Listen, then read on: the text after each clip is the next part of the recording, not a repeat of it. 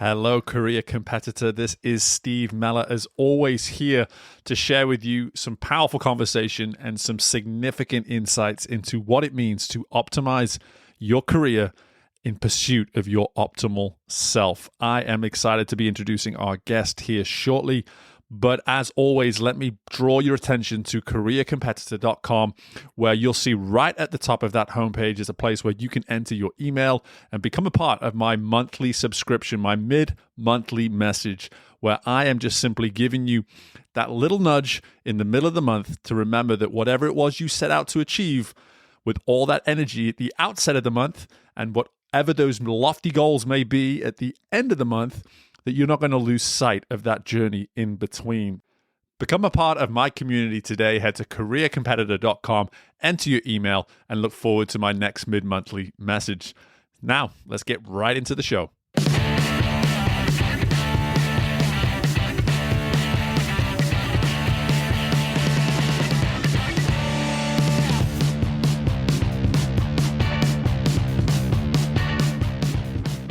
Hello there, and welcome into this episode of Career Competitor, where I have the pleasure of welcoming in David Schreiner for a conversation that has this beautiful balance of both individual growth and then cultural focus as well. So really excited to dive into this one. And as always, David will get the introduction that he certainly deserves in just a moment. But here's three things to be on the lookout for in regards to the conversation. Firstly, David emphasizes why before you focus your energy too much on what's ahead, focus on excelling where you are.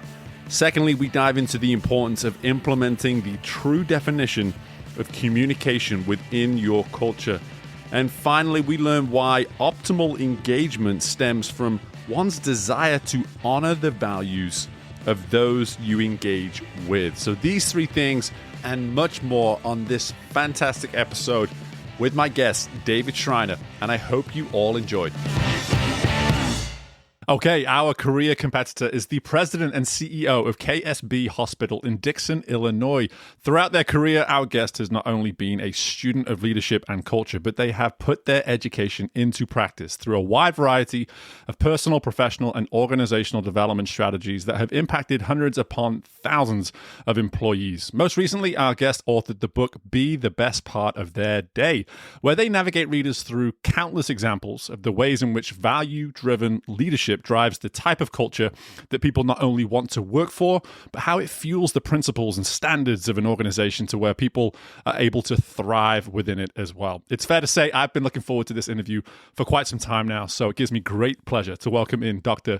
David Schreiner. David, how are we doing?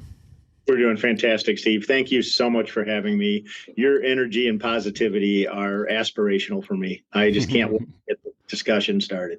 Well, I'm right back at you. And I think for me, having, as I told you before we got recording here, halfway through your book, I've flown through it in about 6 days. I'm really enjoying it. And we'll get a little bit more into the book as we go. But the one question that just kept like flying out of me as I'm reading your book is, where in the world does this absolute appetite and passion of yours come from when it comes to just simply continually lifting up culture? Like, where does that appetite for just continually raising the bar when it comes to culture come from? Well, Steve, I think for me, it began with sports. It began with athletics, and I had the opportunity to run Division I track and field. And in that situation, when you may not be as talented as many people that are around you, you have to keep growing. You have to find new ways in order to be successful. And I've tried to keep that in my mind throughout my life. When I get to the point where I wasn't on the competitive field anymore, then I did some amateur things, just recreational type sports. But as part of my professional life, growing has always been a part of that. And I really can't find another way. I may be addicted to that lifelong learning concept.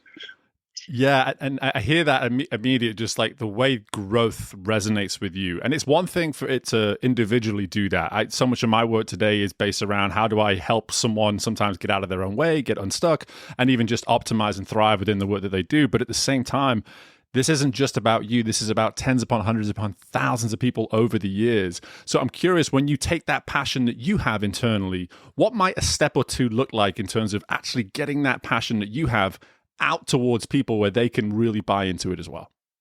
Yeah, I think it matters about what that individual's goal is. And I do love working with people one-to-one. I especially love working with new leaders and to hear what they're excited about in my field in healthcare, whether that's patient care or the development of teams, the building of organizational culture. I try to listen what is important to them and then try to give them some things to think about, some things to try, to put new things into their tool belt.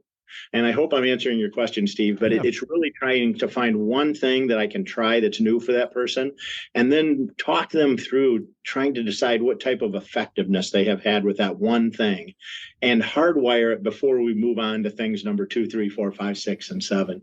And the more enthusiastic the leader is, they want to move fast. And my thought is usually around that idea of let's take one thing, let's really make sure we've got that the way you want it. And then let's talk about what your next passion is. Yeah, I mean, you're giving us such a more in-depth example of this, the whole term, walk before you run, this notion of, hey, let's just take a minute here and say, instead of us trying to eat the whole pizza, what would it look like just to take a slice, just and I had to make a joke like that around a Chicago guy, right? I'm in with the relevant jokes right away.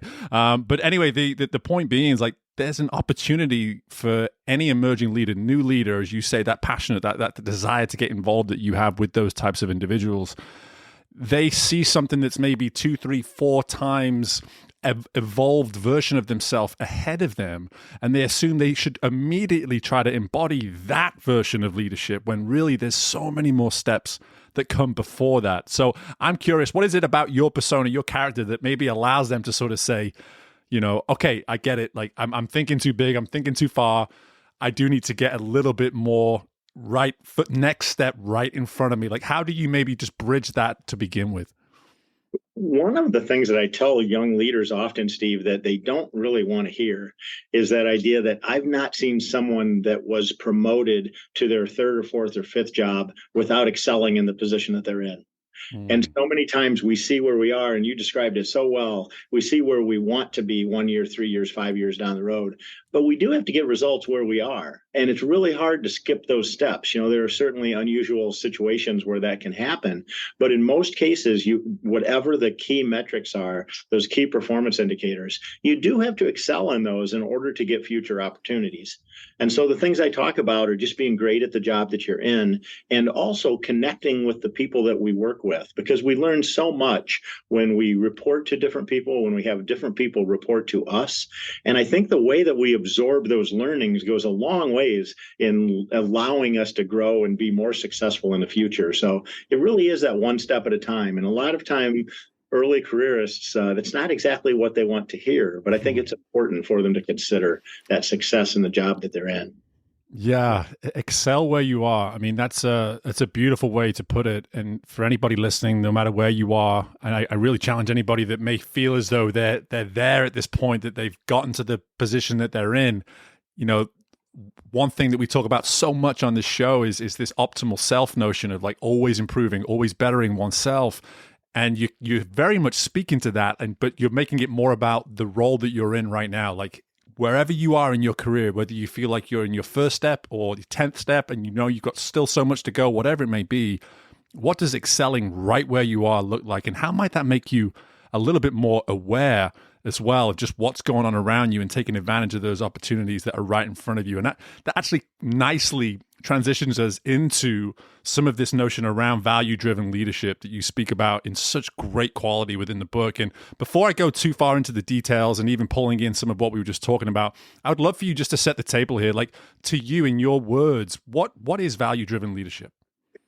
Can I go back briefly for just 1 second, because you Yes. unpacked something really quickly that you said.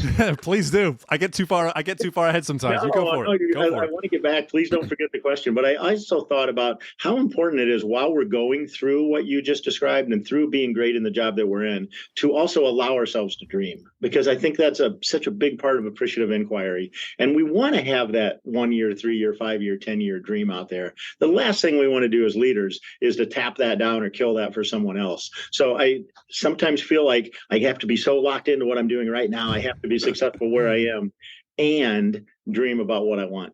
So I just Yeah, wanted to throw that in there, Steve. I think it's such an important component of working definitely. with people and encouraging them to dream. And I asked them to tell me in vivid detail, tell me what that looks like, that position that you're thinking about. Tell me everything you can do. How's it feel? How's it smell? Well, how do you get out of the car in the morning when you're going into work? I just think those things are so important. So I sidetracked you and I apologize for No, that. you're good. I love that, and it's such an important caveat because again, it's almost implementing that reverse engineering notion right away. It's like we know where we want to get to, and that's great, and that day will come. There's no doubt. But what can we do right now to excel where we are, and not to squash that dream, like you say? So love it, love it. Right. Let's talk value-driven leadership. Give us that definition of yours. Let's do. So for values driven leadership, it's that authentic, transparent self. It's that idea that we show up in a similar fashion with the things that mean the most to us, regardless of what the situation is and regardless of who the audience is. And I think it makes it so much easier. It took me so long to understand that the person that I was at home with my spouse can be the same person that I am in the workplace as a CEO. And it's not a facade that I can try to put on and take off like a coat and put the coat that I need for the day on. I am who I am. Some people are going to love that. Some people are not going to love it. And there'll be a lot of people in the middle. So for Mm. me, it's just that idea of trying to show up the same way, regardless of the situation. And I think that that does create confidence and trust and something of an understanding that I know I'm not going to get Dr. Jekyll one day and Dr. Hyde the next, because we've worked in that environment and it's really, really hard. So that to me, that values driven leadership is understanding what's important to us and modeling that time after time after time over a significant period of time. Yeah, and this is as I was reading it in the book and listening to you repeat it here, it's it's one of those definitions and insights that you hear and you just go, well, yeah, like of course. Like why wouldn't we do it that way? But it's again, it's a beautiful example of easier said than done because again, all these influences come in, all these perspectives, all these impressions come into our world, especially when you're the person who's receiving all of it as you are in your role and you're having to look across the entire organization and say what's best for this person, this department, this situation, all these kind of things. Of course it would be easy for you to be influenced to maybe get away from your most authentic self. So from a discipline standpoint, how have you been able to make that transition? Because you speak about it in the book. It wasn't necessarily always like that. It wasn't always that easy. But at the same time, you've clearly figured out a way. What might that discipline look like to be able to be consistent with that? Yeah, for me, it began with the realization that I was underperforming to my own standards.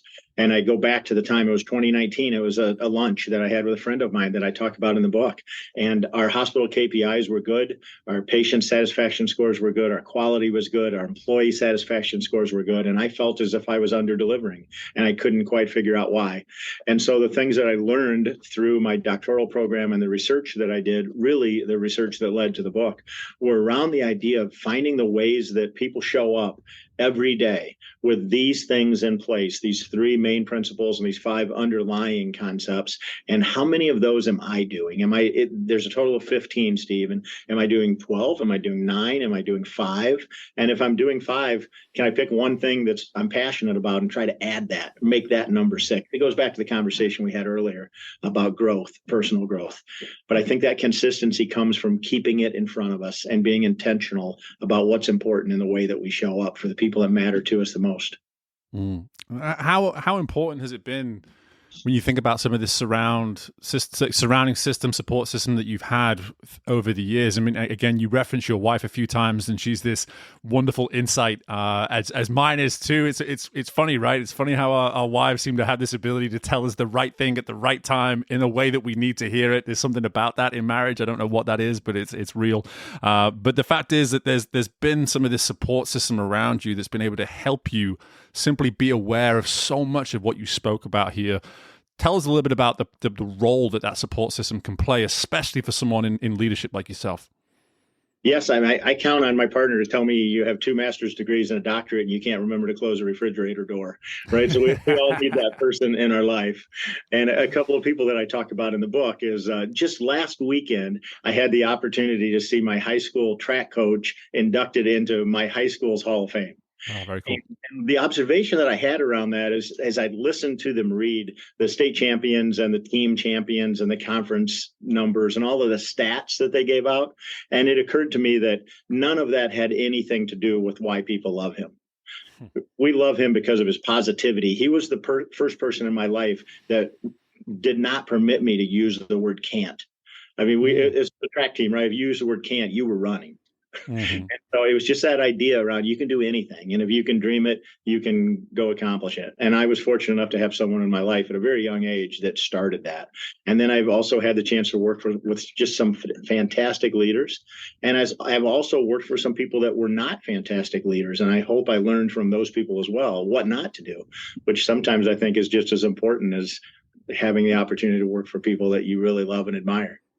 So you keep people in front of us. You try to spend as much time with the people that have values that are close to your own. I think that matters. And try to spend less time with the people where there's that significant disconnect, because it can be really draining when you're in that situation. Yeah, especially when you're thinking about that resulting energy that you're needing to show up with for so many people that are willing and ready and looking forward to those engagements with you each and every day or whatever it might be, and putting together the kind of work that you're asking of them within that organization there.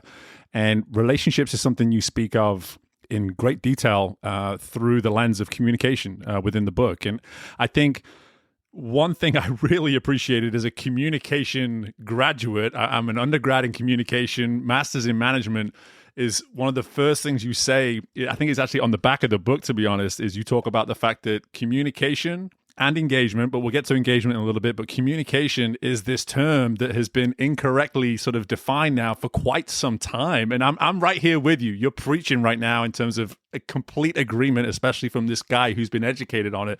So I would love for you just to maybe speak a little bit to how is it we've gotten communication not necessarily wrong, but we're off. We're just not doing it the way we necessarily should be or seeing it the way we should be. Talk to me a little bit about this. I have so many times in my career where I have drafted a wonderful email. I put a lot of thought into it, included everything I wanted. I even had the humor I wanted to insert in there.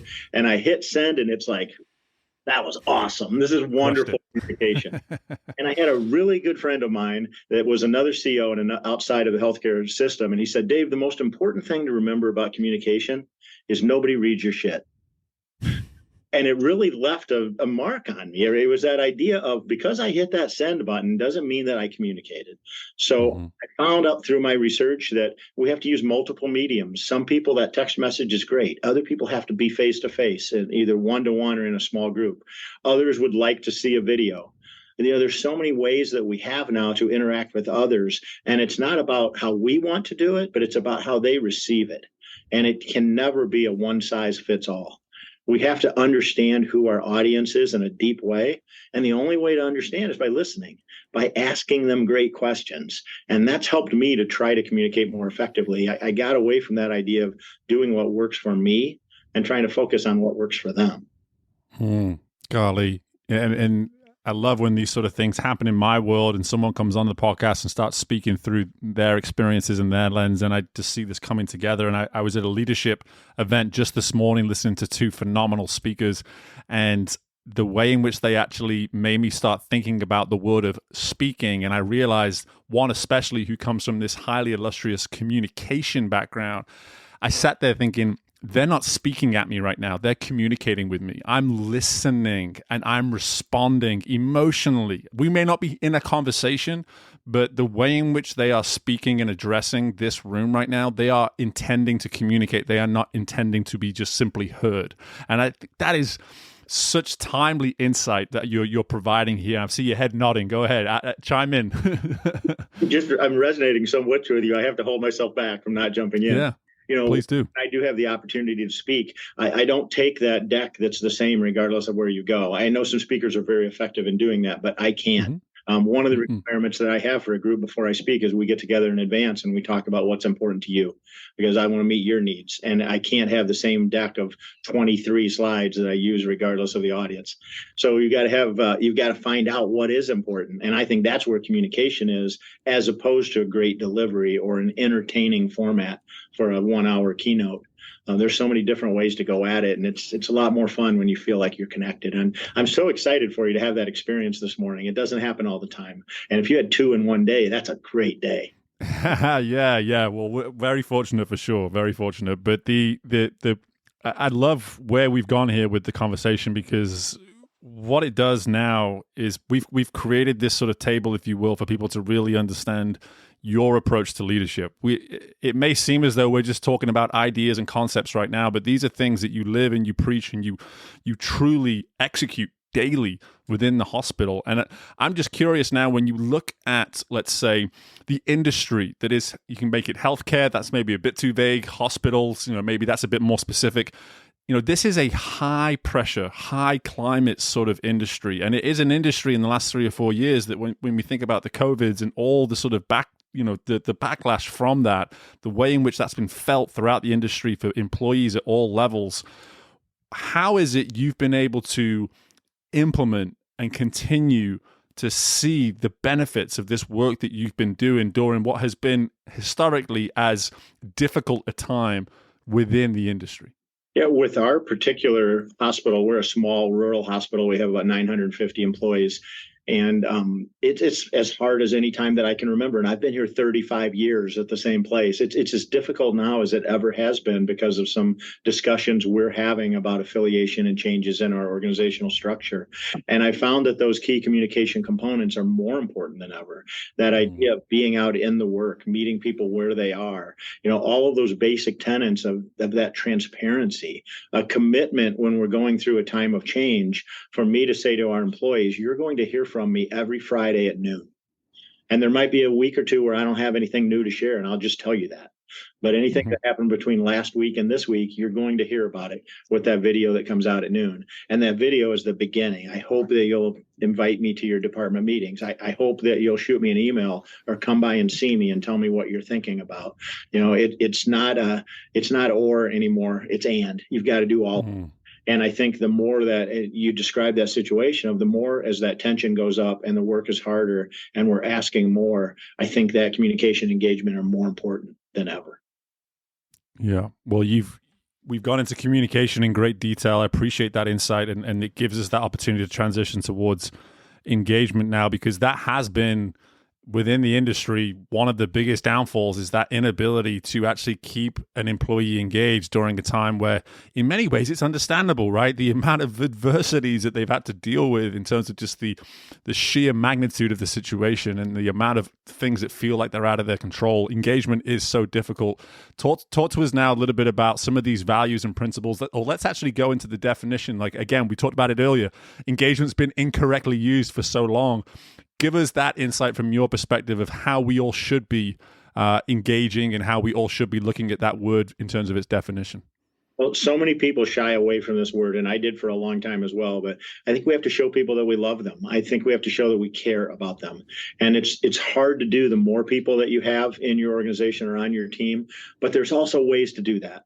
And it really begins with engaging and connecting at a personal level. What are the things that we can do to understand what matters to you? And we certainly have this base of things that are organizationally driven, the values that we hold as an organization, the mission statement that we have, the work that we do, whether it's in manufacturing or education or healthcare. Those things are always there, and we want to talk about those frequently. And we also have to find a way to connect. And to me, that engagement and connection are so important. And what are the things that I can do to understand what's important to you and deliver on as many of those things as I can? And, there's certainly always times where we can't deliver on all of them, but then just say so. Make sure that you don't do what I had one physician tell me is the slow no. He said, Dave, there's one thing if you tell me yes, that's great. There's one thing if you tell me no, I can live with that. Just don't go 30 days and tell me I'm working on it. Right. And it goes all the way back to where we started with this value-driven leadership. It's one thing as a leader for you to have values, but so much of what you're speaking to here is knowing the values of those around you. And it's great that you can get people to buy into your values potentially as the leader, as the CEO, president in your situation. But what if someone else's values are just as significant in a specific communication, in a specific relationship, whatever it may be? Like, that can be at the heart of the engagement truly happening or the engagement being lost. Is just that inability to respect these values that the person who's looking at you holds on to themselves. And I'm just curious, as for you, when you think about those conversations, you've probably had tens upon hundreds upon thousands to be able to remember them all.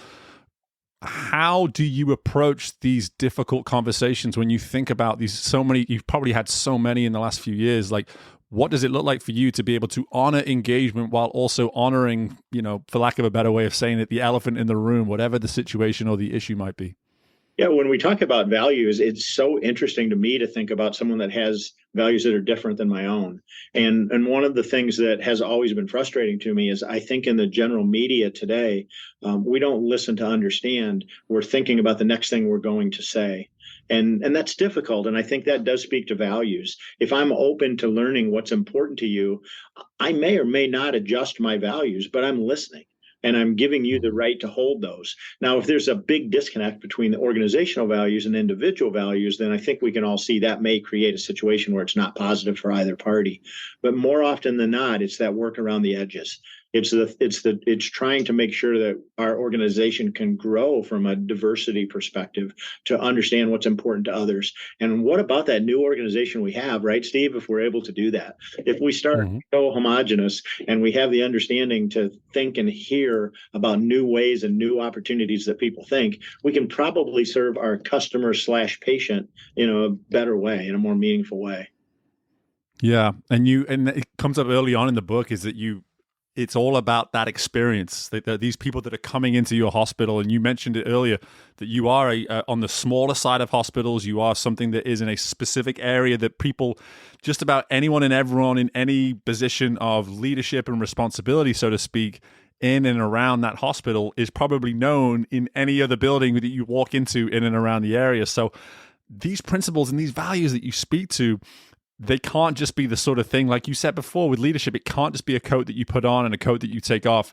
It has to be something that you're comfortable with walking into the hospital with and walking out of the hospital with, because it's your everyday, it's your all day, everyday life, your approach to just who it is you are. And I found that part of the book fascinating, just listening to you sort of speak through that, because it's something that a lot of leaders don't have to deal with. They don't have to think about, hey, how am I seen when I walk to the grocery store or whatever it is, but you very much speak to that. And that must have been quite the juggling act, so to speak, when you first maybe took this leadership role. It was very different for me because I grew up in the community, so to speak, right? I came here so many years ago, and I went from a department director to a junior administrator, several different ways along to CEO.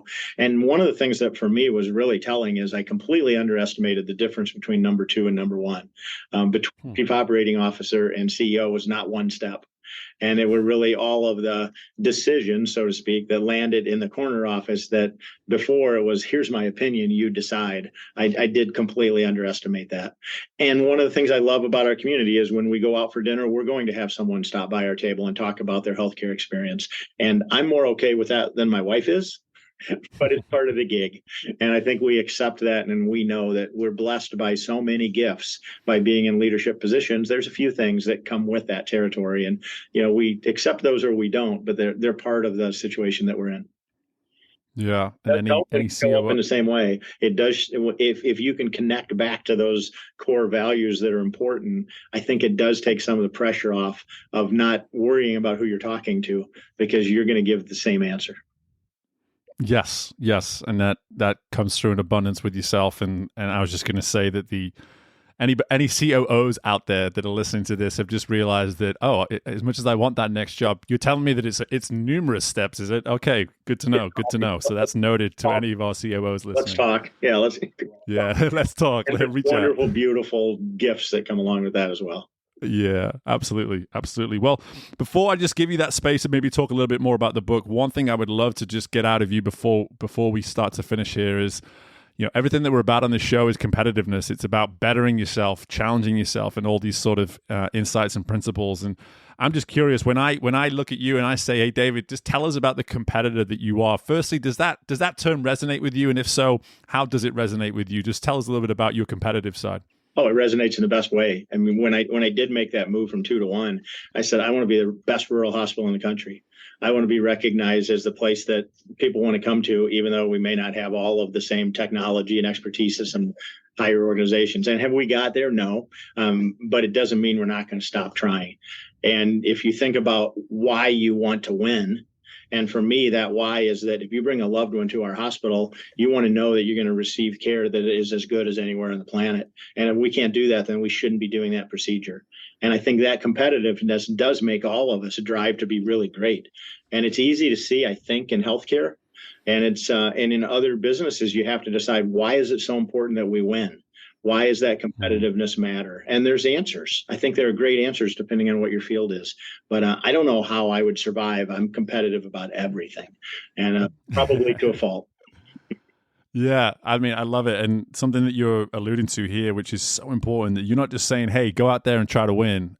You're saying why. Why do you want to win? And that's so often, I've seen it in sport, as I'm sure you have done over the years, but more so now in business, is this whole notion of win at all costs. Like that's the differentiator that you're saying here, is that if you can actually justify the why behind the win, then so much of the work that will go into the win now can come from places such as value-driven leadership. You can start to really break this down and say, hey, there are principles that come with the win that we can still find a way to honor through this process. What if you win at all costs and you're not happy at the finish line, right? That podium is no fun if you're not excited about why you got there. You should be able to look back at the journey, at the training, at the sacrifices of all the things that you did that nobody else was willing to do.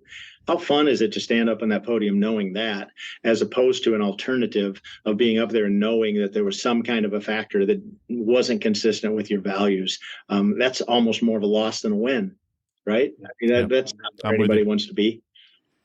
Yep, I'm with you. Well, let's get to the book and just tell everybody, David, about, firstly, I always like to ask this question, like, why is now the right time? Why was, you've been doing this job for some time, and now is the time that you've decided to put this book out. So tell us a little bit about why this is the right time for you to write the book, but then go into a little bit of information specific to the book as well. Yeah, the why for me is I did do a dissertation, and nobody other than my mom would ever read that, and I'd never wish upon anybody to read it.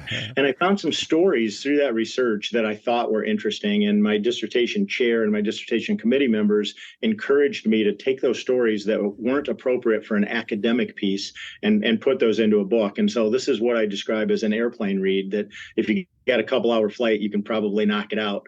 And, my hope is through anybody that reads the book that they might find one thing that allows them to communicate, to engage at a higher level with the people that matter to them the most.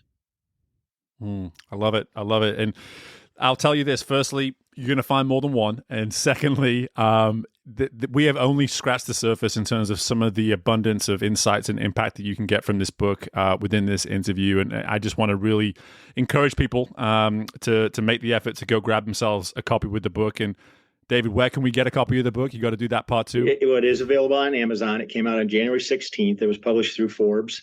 And so it's called Be the Best Part of Their Day, Supercharging Engagement Through Values-Driven Leadership. So Amazon is one option. It should be at your favorite bookstore. And if it's not in the store, they can get it for you. I also have a website if you'd like more information. It's drdavidschreiner.com.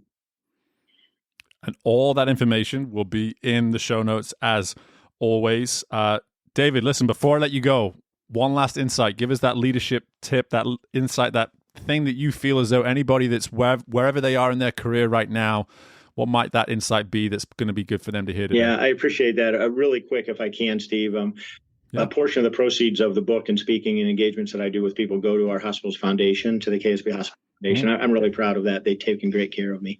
That insight that I look at, and you mentioned before, all these things seem so simple, and it's not anything you haven't heard before, but it's the need that we have in our society for kindness, for love, for showing that we care about people. Is there one thing that you can do today where that person that you interacted with goes home and they're sitting at the dinner table and they say, this was the best part of my day. This was really cool. This person did something that was unexpected and unusual and maybe even routine, but it meant a lot to me. That's the part that I would ask people to think about, Steve, is life is tough. Is there one thing that you can do today for one person to be that best part? I love it. Well, I'll be getting that information from you regarding the foundation as well, to put it all in the show notes so people have access to that. And David, listen, this was a pleasure. I told you before we started recording we were going to fly through this 30, 35 minutes, and we certainly did that. I've broken a little bit of a sweat here, so that usually means that it was a good conversation. So hopefully everybody else agrees. And listen, just best of luck with the book, best of luck with the rest of the year, and all the best just to you and your team over there at the hospital. I just really appreciate the time. I know how hard it is for you to get away for 45 minutes, so thanks again. Steve, you're very kind. Thank you for the opportunity. And my thanks again to David for joining us. And since the recording, huge news for David. His book actually went to #1 Amazon bestseller, which is such a huge deal. He joins now pretty long line of people that have been on Career Competitor that can now put Amazon bestseller next to their name. So huge congrats to David and his team for making that happen. But on your way out, I want to just give you this food for thought that David provided just towards the back end there of the interview. This notion of why you want to win, and specifically why it's so important for you to win. If you're listening to a show like this, I already know that you're competitive. I already know you have this curiosity, maybe even this appetite towards finding success within your world. But when you get clear on that why, all of a sudden, you become aware of how you go about getting those wins, how you go about achieving those successes day in and day out. Trust me, connect clearly with that why, and so many other parts of the pursuit of success and finding ways to win are going to suddenly fall into place. So keep that in mind as you go about everything in your world over this next week or so. On your way out, don't forget to subscribe, don't forget to share the show, and don't forget to come back next time for another episode of Career Competitor. Best of luck in your world with anything and everything you've got going on, and bye for now.